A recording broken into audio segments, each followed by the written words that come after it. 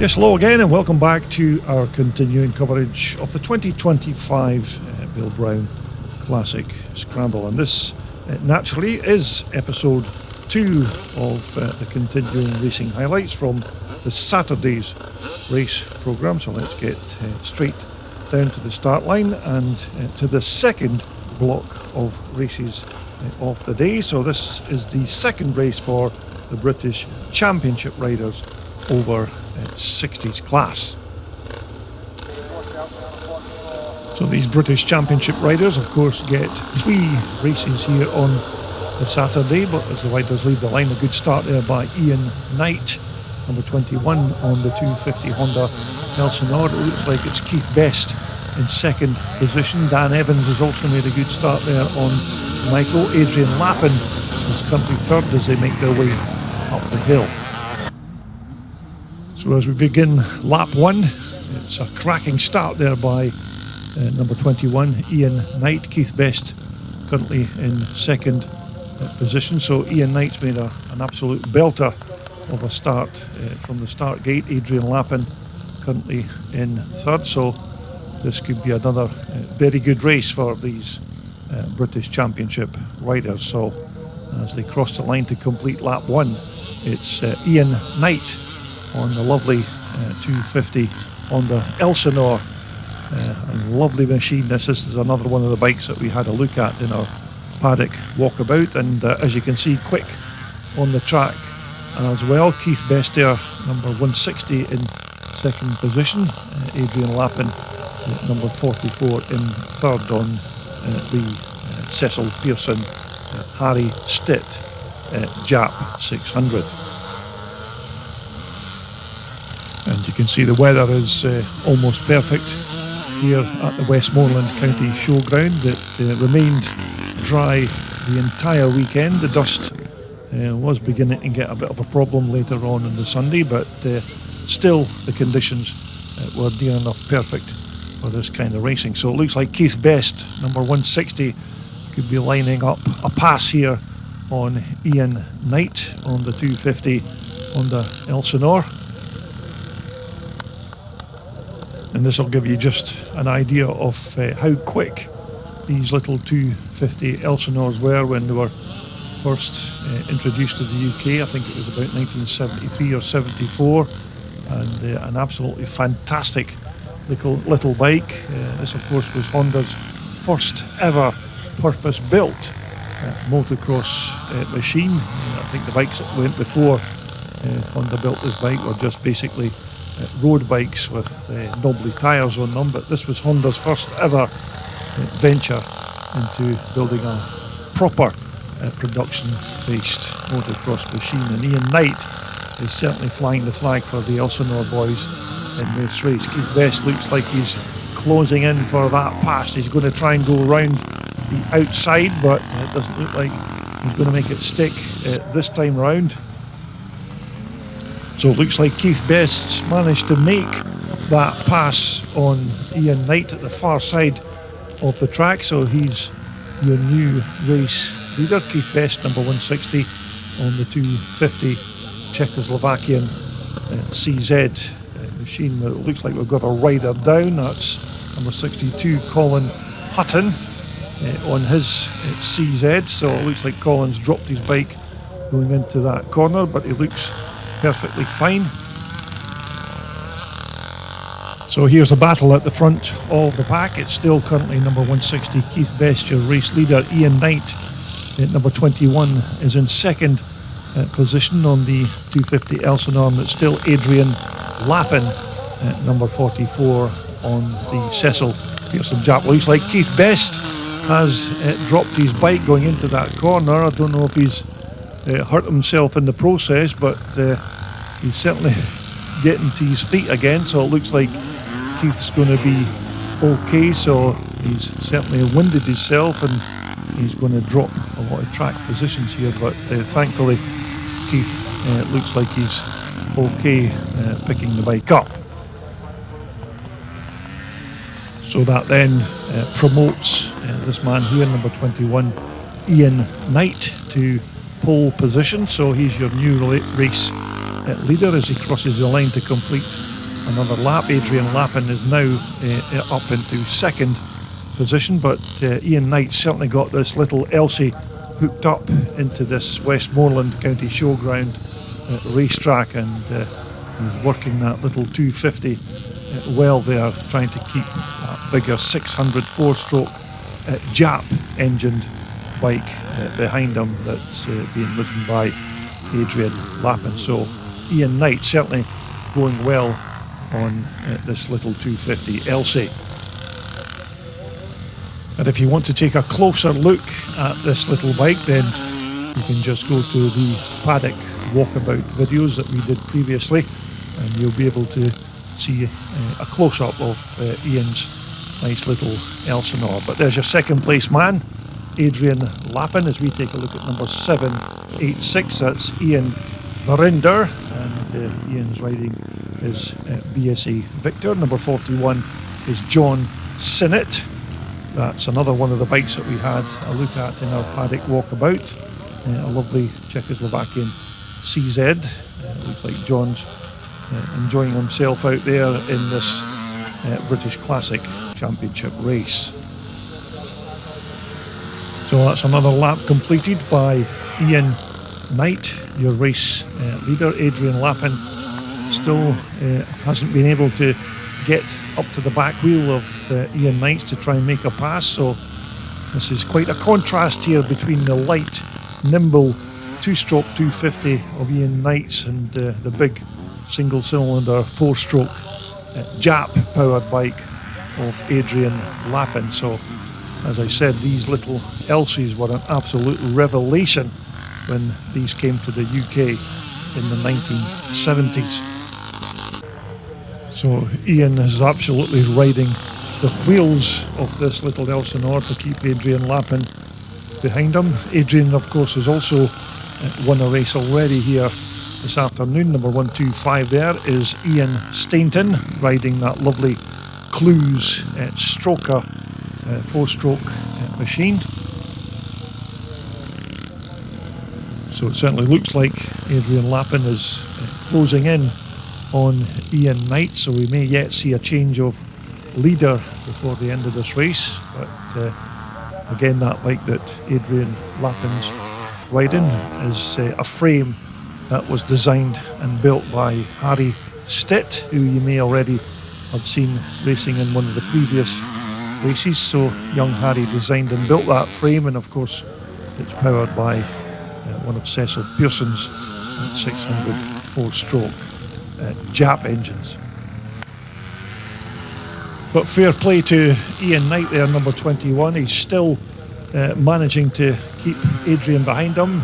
He's certainly out horsepowered on this track, but this little Elsinore is super quick in and out of the corners, but the big Jap, when it gets into the open parts of the track, can certainly make up ground. But Ian Knight is riding an absolute blinder here on that little 250 two-stroke. Number 139 we're taking a look at is Craig Holmes on his BSA. That's a bike that actually used to belong to the CCM racing legend, the Scotsman Jimmy Aird, and Craig bought that bike from Jimmy Aird, and the company now uses it at these classic scramble events. But it's still Ian Knight as they head towards the finish line to begin another lap. So Ian Knight doing well here, keeping Adrian Lappin at arm's length. So a good scrap here for this track position. Adrian Lappin in second place is of course one of four riders that Cecil Pearson's brought over from Northern Ireland. We've got Adrian here, and we also have James Thompson, Harry Stitt and Callum Pearson as well. So it's a good team effort here at the Westmoreland County Showground by these Cecil Pearson Jap riders. So Adrian Lappin still not close enough to make that pass on Ian Knight. But take nothing away from this man here. This is an absolute Herculean effort by the man from Ulster, Ian Knight. It's not an easy job keeping a bigger 600 4-stroke behind you when you've got a smaller 250 2-stroke, but Ian certainly going well here as he crosses the line to start another racing lap. But Adrian Lappin does certainly look like he's closing in, so it's all not done and dusted at this stage, so we could still see a change of leadership before the end of this race.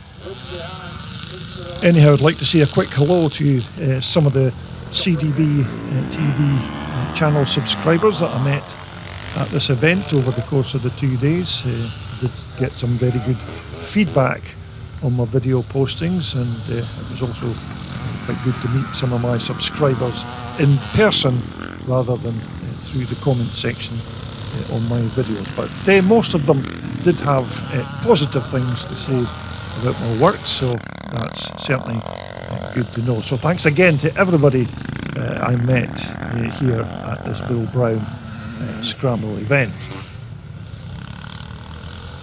So we're back with our 2 race leaders. It's still Ian Knight, number 21 on the 250 Elsinore. Adrian Lappin is currently in second. Looks like Adrian's going to try and make a move, because when they cross the line this time, it will be the last lap of this British Classic race. So there's the last lap flag going out, and it's still Ian Knight in that pole position. So this is a really brave effort from Ian to keep that big Jap 4-stroke behind them. So we've got less than 3/4 of a lap to go to the end of this race. Now it looks like Adrian's definitely going to try and make some kind of move before the end of this lap, but still currently Ian Knight as he takes a tight line going into the turn. So Ian still in pole position.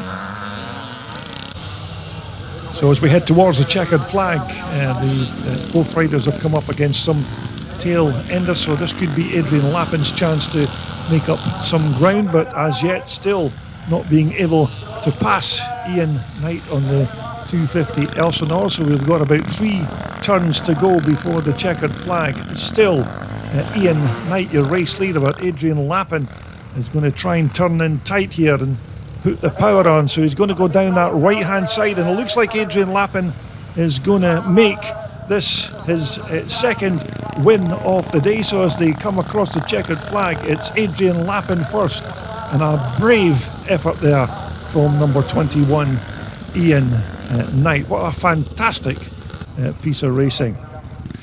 And there you see number 160, that's Keith Best. So it looks like Keith managed to get that bike fired up and back on the track, so hopefully he'll be back out again for his next scheduled race.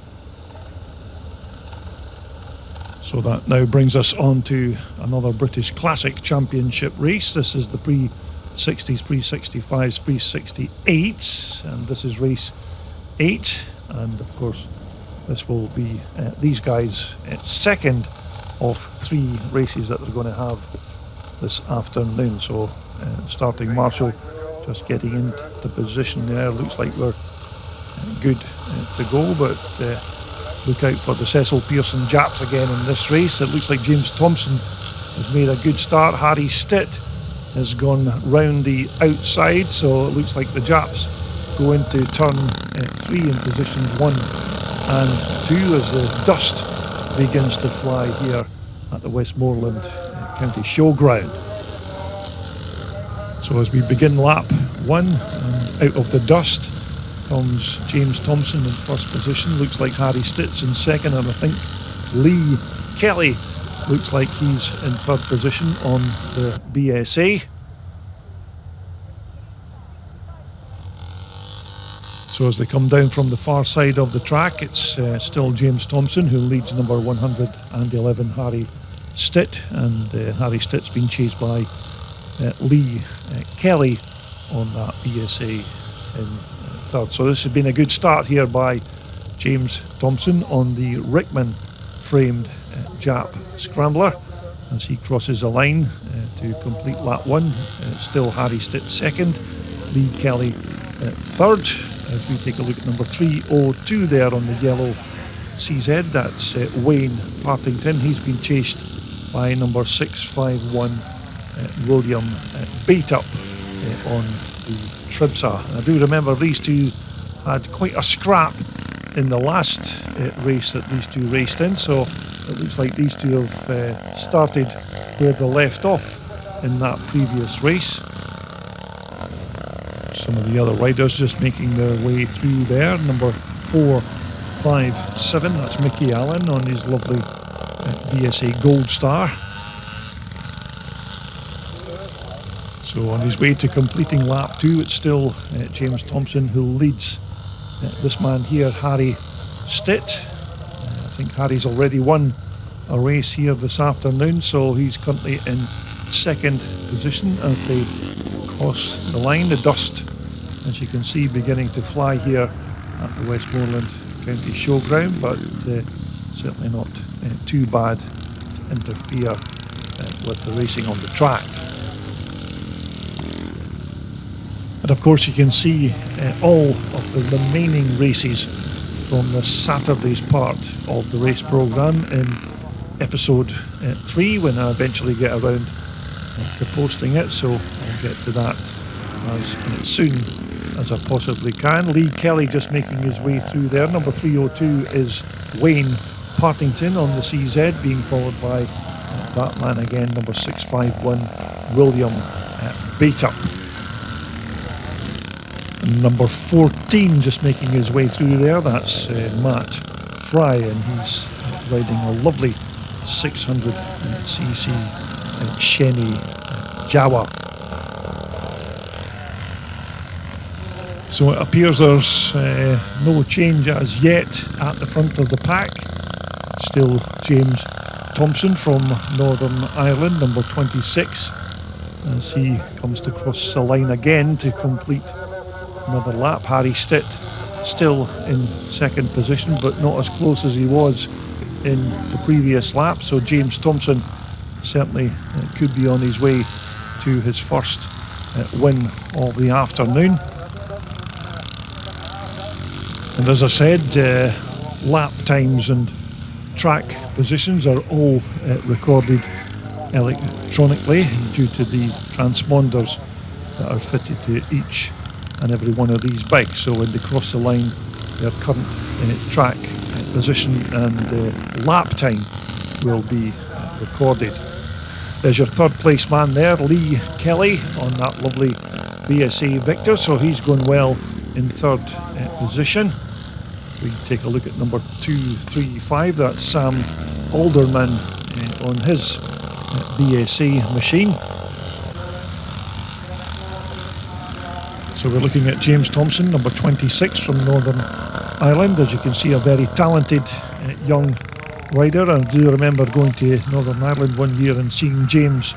I think he raced in about 5 different classes with 5 different bikes that weekend, and I think he won the 4 classes out of the 5. So whether it's a Jap he's riding, or maybe a big YZ 490 or even a 250 Bull Tackle, James is normally quite quick on every bike that he rides. But Harry Stitt appears to be closing in on James Thompson, so James better watch his back, because this young man here can not only build motorcycle frames, he's quite an accomplished rider as well, as you can see.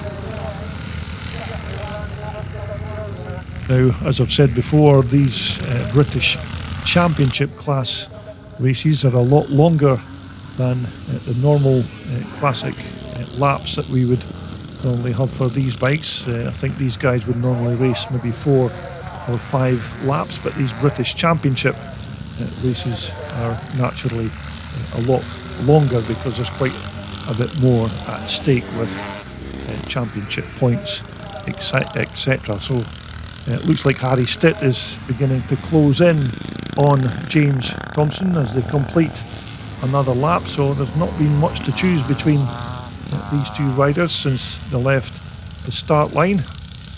No team orders, of course, from the manager, Cecil Pearson. These guys when they get on the track. They can do exactly what they like. It's not like Formula One. If you get a faster rider behind you, then the manager tells you to let them through. There's none of that nonsense at this kind of racing. So when these guys get out on the track, they're racing to win. End of story. So as our two race leaders descend from the hill, it's James Thompson in first position with Harry Stitt there in second place. Number 302 is Wayne Partington, and he's being pursued by 651 William Beatup. Number 25 is Ben Green on his BSA B44. But again, another pat on the back to the Westmoreland Motor Club for their infrastructure and for all their hard work putting on this event this weekend. These guys were hard at it for over a week to put in all the track posts and ropes and barriers and fencing, etc. So well done to everybody involved in the track preparation, because this Westmoreland Club, of course, are 115 years old now, and I think some of the original club members are getting quite near retirement, if you know what I mean. But anyhow, we're back with the racing. It's still James Thompson, your race leader, from Harry Stitt, but it looks like Harry Stitt has got other things in mind here. It looks like he wants to win this race, so this could have a nice ending to it as these guys get towards the finish of this British Championship race. Number 651 is William Beatup, still pursuing that man on the CZ. That's Wayne Partington. And I must say, these Jap racers of Cecil Pearson's have certainly been attracting the crowds when they've been parked in the paddock. And as you can see, they're quite quick on the track as well, but they're quite a spectacle when you see 6 or 7 of these Rickman and Harry Stitt Japs all lined up. And Cecil was quite busy over the course of the weekend answering questions to interested onlookers. But back on the track, it's still number 26 James Thompson who leads number 111 Harry Stitt in second position. But I think this is the battle for third and fourth positions between number 302 Wayne Partington and Michael Beatup on the big Tripsa. These two have basically just been chasing each other the entire afternoon, and they're like a road train, these two, when they're on the track, because there's nothing to choose between both of these riders. But again, another good contrast there between the two-stroke CZ of Wayne Partington's and Michael Beatup's lovely 750cc Tripsa. But back at the front of this race, it's James Thompson, number 26, and he's currently ahead of number 111 Harry Stitt as across the line to complete another lap. So again, nothing to choose between these two front runners. So I don't know if Harry Stitt is maybe waiting his turn when it gets to maybe the last lap to try and steal the race from James Thompson, but these two going very well here on these John Alfred press switch machines. Now, I did catch a glimpse of Lee Kelly, who was parked track side, so looks like he's got some kind of mechanical issue with his BSA, and it's a bit of a shame because he was running in third position in the early stages of this race. As we take another look at number 302 Wayne Partington and his stablemate number 651 William Beatup, who as yet has been unable to pass Wayne Partington's CZ. So as we head towards the closing stages of this British Championship race, it's still number 26, James Thompson, coming across the line to begin his final lap of this race. Harry Stitt is still pretty close, so there's certainly time to make a change at the front here. So Harry Stitt tries to go down that inside and he's made it stick, so it looks like it's Harry Stitt, your new race leader, on the last lap of this British Championship race, but James Thompson trying to fight back to get that track position back, but looks like Harry Stitt is on his way, who has, as I said, has already won a race here this afternoon. Now, I don't know if this was part of Harry Stitt's strategy in this race, because he just seemed to be keeping a watching brief on James Thompson for most of the race and decided that it was time to make his move, but this is a battle for third and fourth place positions. Absolutely no change between number 302 Wayne Partington and number 651 Michael Bateup. I wouldn't be surprised if that's the way it finishes for these two riders. So it looks like it's going to be the second win of the afternoon for the youngster from Northern Ireland. So as he comes into the final turn and crosses the checkered flag, it's a win for number 111 Harry Stitt, and James Thompson's going to cross the line in second. But we want to see who's going to take that third and fourth placed position. It's currently Wayne Partington. I don't know if Michael Bateup will maybe try a dive down the inside, which he does. So Michael Bateup looks like he's past Wayne Partington just on that second last turn of the race. So it's going to be Michael Bateup to take that third place win from Wayne Partington, who's going to cross the line in fourth. So that brings us quite nicely to our next British Championship race, and this time it's for the pre-1974 class. This will be their second race of the afternoon, and look out for Tim Dalloway there on the left-hand side of your picture as he makes that dash right down the inside. Whoops, a bit of bar bashing there with number 224, that's Andy Hinchcliffe in second position. Greg Speeds also made a good start there in third place as the riders make their way up the hill to begin lap one.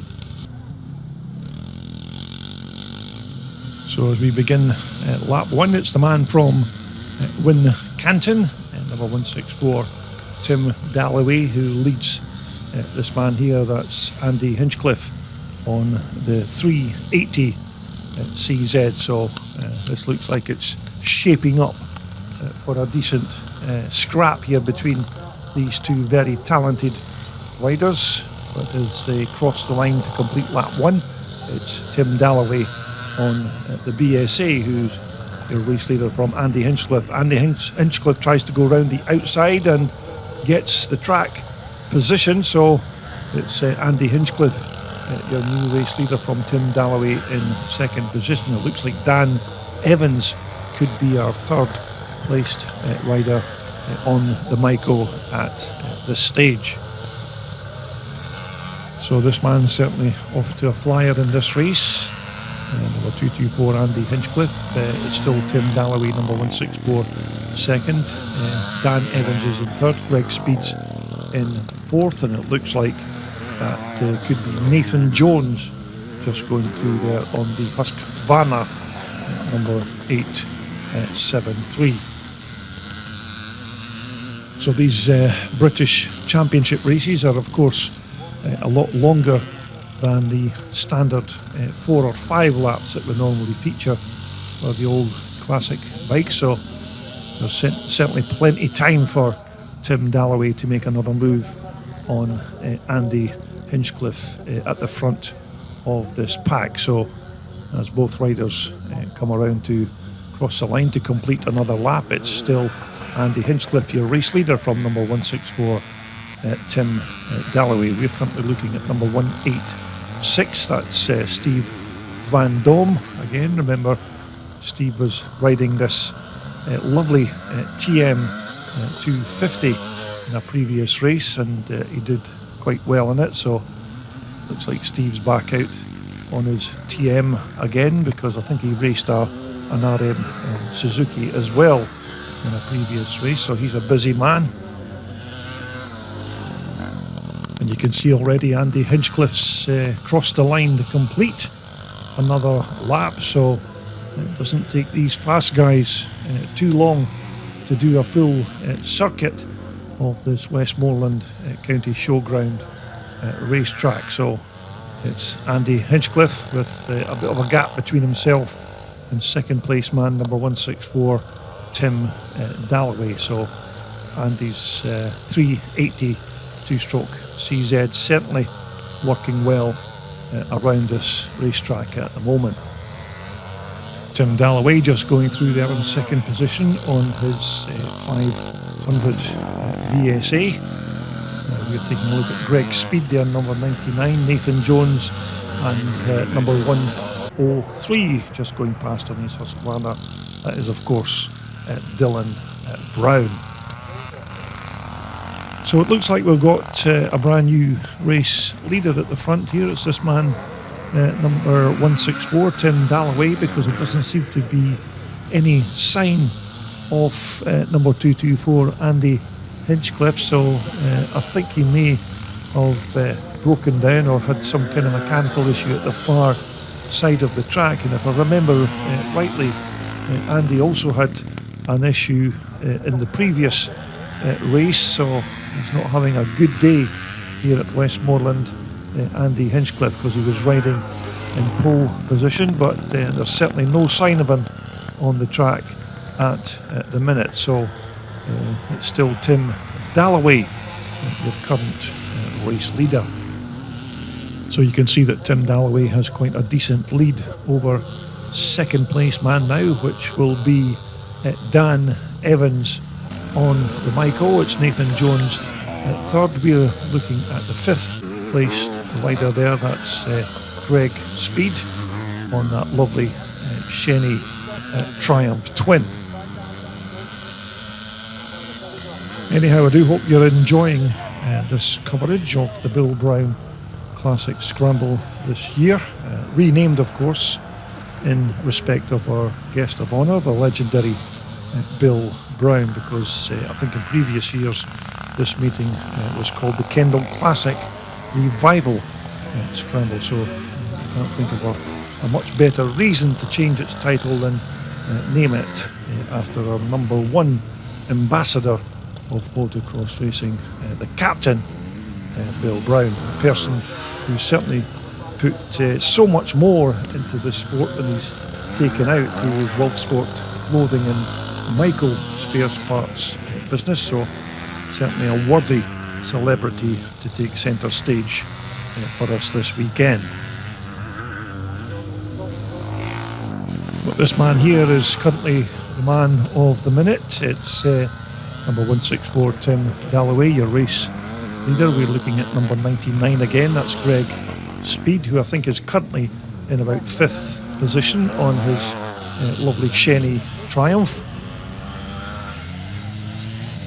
But barring any mechanical issues or unscheduled off-track excursions, it looks like Tim Dalloway is looking very comfortable at this stage in this British Championship race. So he's heading towards the finish line to complete another racing lap, and looking very quick on that BSA B44.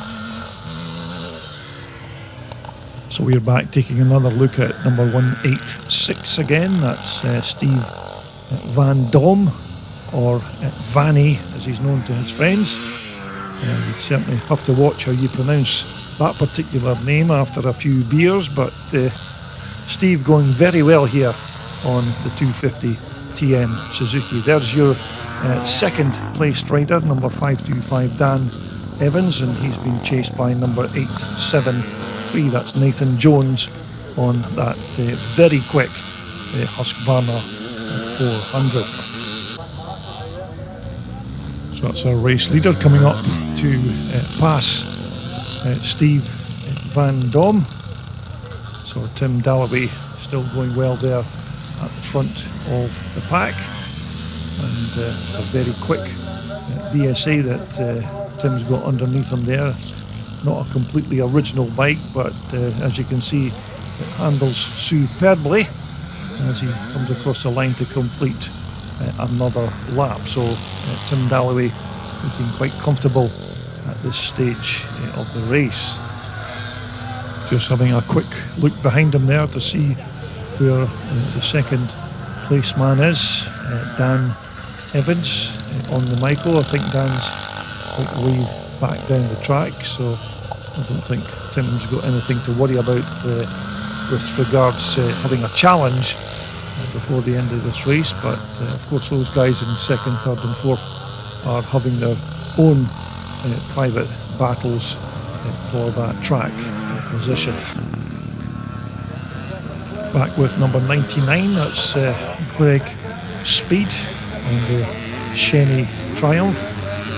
And you may remember that's another bike that we had a close look at during our paddock walkabout. So if you'd like a closer look at this bike, then why not just check out some of the paddock walkabout videos that we posted prior to the racing. So Greg Speed going quite well on the big Shenny. But again, I've been quite well impressed with the quality of some of the bikes at this Bill Brown Scramble event. Not to mention, of course, the standard of the riding on the track, because it's great to see that the enthusiasm for this kind of classic racing is still alive and well in this kind of grassroots off-road racing. If things were different and maybe I was 30 years younger, who knows, I might be tempted to get back out there again and have another go. So it looks like this man here, Nathan Jones, has passed Dan Evans for that second place track position. So it's Nathan Jones in second, and there is Dan Evans there on the Michael, who is currently now in third position. So we're back with our current race leader, number 164, Tim Dalloway, who, if things might have been different, of course, if Andy Hinchcliffe hadn't had some kind of issue with his motorcycle, but hopefully Andy will get that bike fixed for the last race in this class later this afternoon. So as he crosses the line to start his final lap of this race, it's still Tim Dalloway, your race leader, from this man here. That's Nathan Jones on his 400 Husqvarna, and it's going to be Dan Evans who's currently in third position on the Michael. So once again, this has been another excellent ride from Nathan on the 400 Husqvarna. As far as I remember, he did quite well in the previous race as well. You can just about see Dan Evans coming into shot now. He's currently in third position, and that's Andy Mallock just making his way up the hill there on his CZ. So we've only got a couple of turns to go before this man chalks up another race win. It's been another good ride by Tim Dalloway. Of course, he's not had a lot of competition in this particular race, but nevertheless, it's how you cross the finish line that matters. So that's Tim Dalloway, your race winner, and second place is that man there. That's Nathan Jones. So that brings us quite nicely to the second race for the support clubman class. This is their second race of the afternoon, race 10. So we've got at least another 8 races to show you from the Saturday's race programme. So we'll get to episode 3 as soon as we possibly can. But look out for number 16 on that big 4-stroke Yamaha, who went very well in that previous race, and it looks like he's off to a flyer again. That's Steve Shuttleworth there on the Terry Mead built frame with the big TT500 Yamaha engine in the chassis. So as the riders make their way up the hill in the dust, it's a good start there by Steve Shuttleworth. So as the riders make their way down from the hill, it is still Steve Shuttleworth who leads number 26. That's Scott Walker on that 440 Michael from 1978. I think currently in third position at the moment is Bradley Walker on the 500 Husqvarna, but a good scrap kicking off here between Steve Shuttleworth and Scott Walker. So you can see Steve Shuttleworth just coming through to complete his first lap already, being pursued by number 26 Scott Walker, as the rest of the riders make their way through to complete lap 1. And in fact, it looks like we've got a new race leader already. It's number 26 Scott Walker on the 440 Michael. That's a bike that I'm quite familiar with because it was a 1980 440 that I used to race myself about 150 years ago, so it brings back some good memories to see Scott at the front of the pack on that 440 German twin shocker. So we're just going to pick up a few of the other riders that are taking part in this race, and just cresting the hill there is number 33, that's Neil Eastwood on his YZ465 Yamaha. I don't know if Neil's related to the famous Eastwood motocross racing family. It's maybe just a coincidence that Neil has the same surname. So we're looking at our race leader at the far side of the track there, number 26. That's Scott Walker on that super quick 440 Michael. So Scott's completed another lap. It's number 16 Steve Shuttleworth in second position. Bradley Walker is in third on his CR 500 Husqvarna. And just making his way across the line is number 78.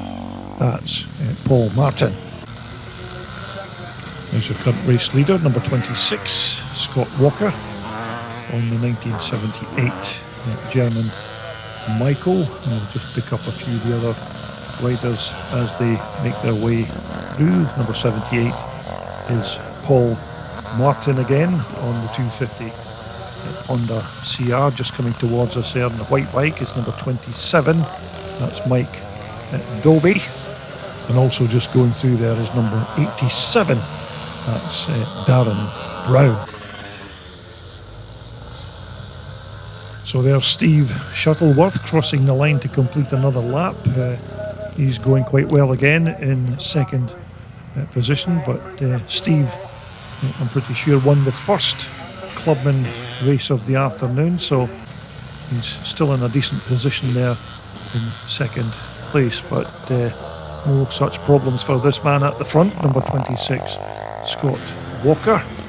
As we take a look at number 159, that's Kevin Allen again on that lovely 600 KTM with the big 4-stroke Rotax engine in the chassis. So coming towards us there, that's our guest of honour for the weekend. That's the world famous Bill Brown, Mr. World Sport, or the Captain as he's quite often known to his friends, and I can't think of a better ambassador for this weekend's event than having this man sponsor and help out at this event, because Bill does a hell of a lot in terms of sponsorship and supporting these kind of local scrambles. So a big thank you there to the Captain, Bill Brown. So we're back with our race leader, number 26 Scott Walker. Doesn't look like anybody's in a position to challenge Scott for this Clubman race, so this will be a very worthy win if Scott can hold on to this track position. There's your second place man. It's Stephen Shuttleworth on that beautiful Terry Mead framed TT500 Yamaha. Number 19 going through there is Mark Tilsey, and he's on his 465 Yamaha. So just making his way through there is number 3, that's John Pepper on his Michael 400, but it looks like this man's going to cross the line to take his first win of the afternoon. It's number 26, Scott Walker. So well done to Scott, because he rode an absolute blinder of a race. There's your second place man, Stephen Shuttleworth, and it's going to be number 6, that's Dale Silk, who's going to finish in third. And that quite nicely brings us onto race 11, and this will be the second race of the day for the support pre-1968 and pre-1974 class. Not a big field of riders in this class, as you can see, but looks like it's Craig Hunter that's made a very good start there on the CZ, and I think it looks like Dylan Brown in second place on his Husqvarna.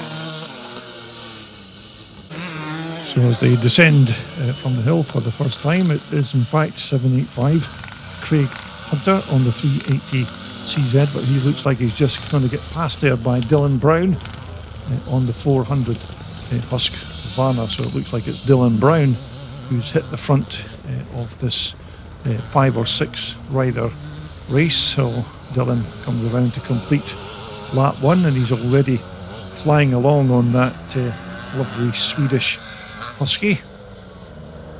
And even on this first lap, he's already opened up a decent gap between himself and Craig Hunter in second position. So young Dylan is certainly on his way. So as I said, this is race 11. We've got 18 races to show you from the Saturday's race programme. So there'll be one more race after this on episode 2, and we'll put the remaining block of races on episode 3. But there's your second place man just going through, Craig Hunter. Number 686 is Gary Colonel on that Mark 7 Bultaco 250. So at the front it's still this man here, number 103, Dylan Brown from Pembroke Dock. He's going well on his 400 Husky. I don't think it's a fully original bike, that one of Dylan's, but nevertheless it's certainly quick as he crosses the line to complete another racing lap. And this of course is my 7th year of covering this 2-day event here at Westmoreland, because as I mentioned, it was formerly called the Kendall Classic Revival Scramble, but it was changed this year to recognise our guest of honour for 2025, Bill Brown. But it's always been a first class meeting here at Westmoreland, even although we have had a couple of wet ones in the past, but as you can see, we've certainly been blessed with these excellent spring conditions this time round.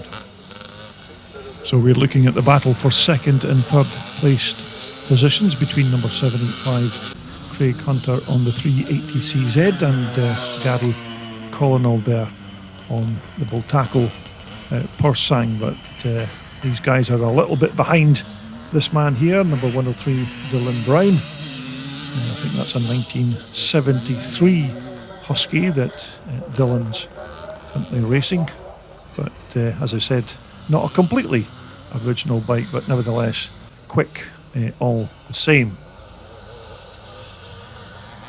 And as you can see, not a really big field of riders for this support class race. I think there's only about 6 riders in this particular race, so it looks like Dylan's not going to have too much competition with regards a challenge for that number 1 spot. So Dylan's still riding well here on this Husqvarna. It looks like Gary Colonel is taking second place now on the Bultaco, so Gary's in second place from Craig Hunter here on the CZ in third.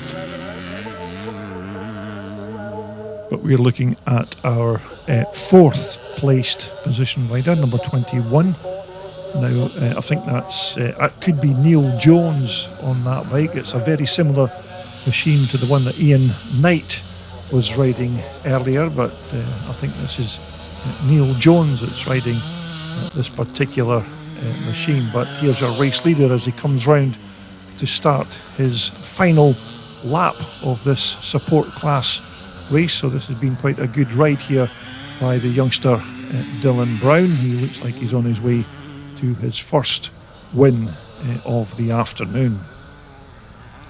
And you can see that the track conditions at this point in the proceedings are still absolutely perfect. Not too much dust being kicked up, but then again there's only half a dozen bikes on the track for this particular race, so there wouldn't be too much dust anyhow, but nevertheless the track is in superb condition.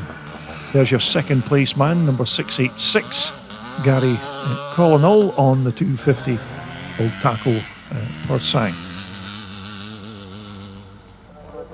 So we're just waiting on our race leader emerging from the top section of the track.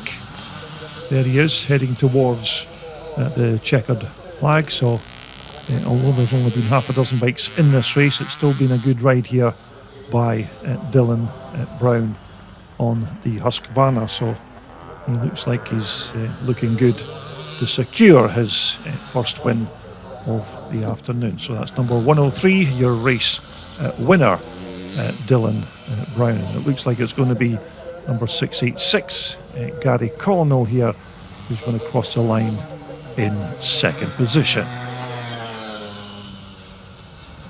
So that brings us on to race 12, and this is the second race of the afternoon for the support pre-1978s and the Twin Shock at 125s, and this will conclude our episode 2 from the Saturday's race programme. So as the riders leave the line, it looks like a good start there by number 22. That's Peter Carr on the big TT 500 4-stroke Yamaha. So it's Peter Carr, your race leader. Number 78 looks like that could be Alex Martin in second position, but Peter Carr looks like he's got some kind of problem with that big 4-stroke thumper, and it's now number 78 Alex Martin who is your new race leader. And currently in second position it's number 585 now, that's Josh Todd on the CR125 Honda. Peter Carr still managing to keep going on the big Yamaha, but it sounds very sick. I think it's some kind of electrical problem with that engine. But there's your race leader coming up to cross the line to complete lap 1. It's number 78 Alex Martin. So Alex Martin certainly off to a flyer here as he begins lap 2, and it's Peter Carr who's moved up into second position. So although Peter's got that problem with that big Yamaha 4-stroke engine, it appears to be still fast enough to keep in second place, but he's still struggling as he goes up the hill. So there's definitely a problem with that big 500cc engine. So we're looking at our second placed position rider, number 585, Josh Todd on the little CR125. Peter Carr is currently in third position. Still sounds a bit sick, that big 500 Yamaha motor, but Peter's managing to keep it running and on the track. And I can imagine that will be quite a quick bike when it's running sweet, but unfortunately at the moment it does sound a little bit on the rough side.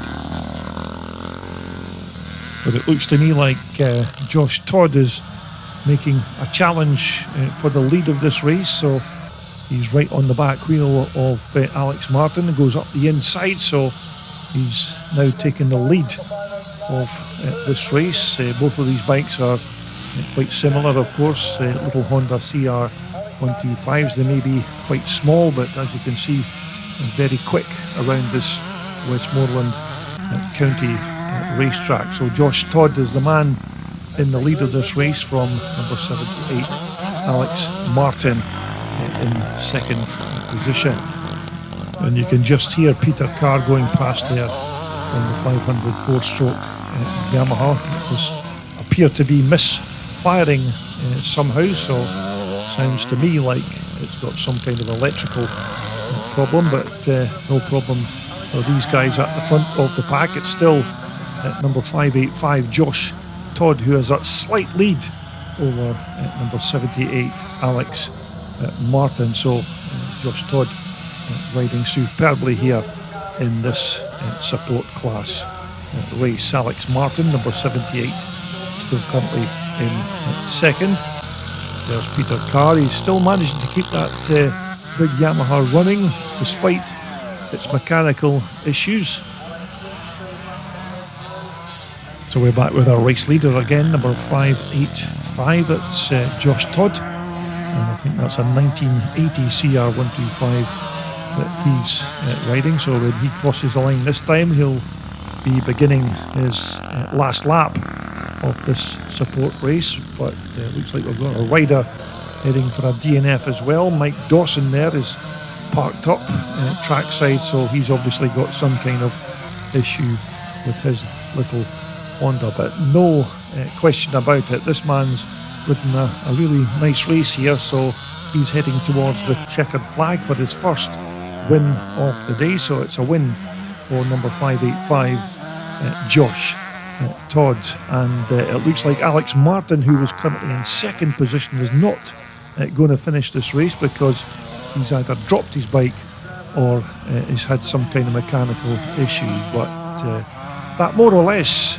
concludes this episode 2 from the Saturday's race programme. But we still have another 6 races to bring you from the Saturday's race programme, and they'll all be coming up in episode 3. So once again, thanks for taking the time to watch Classic Dirt Bike TV. Until the next time, it's goodbye for now.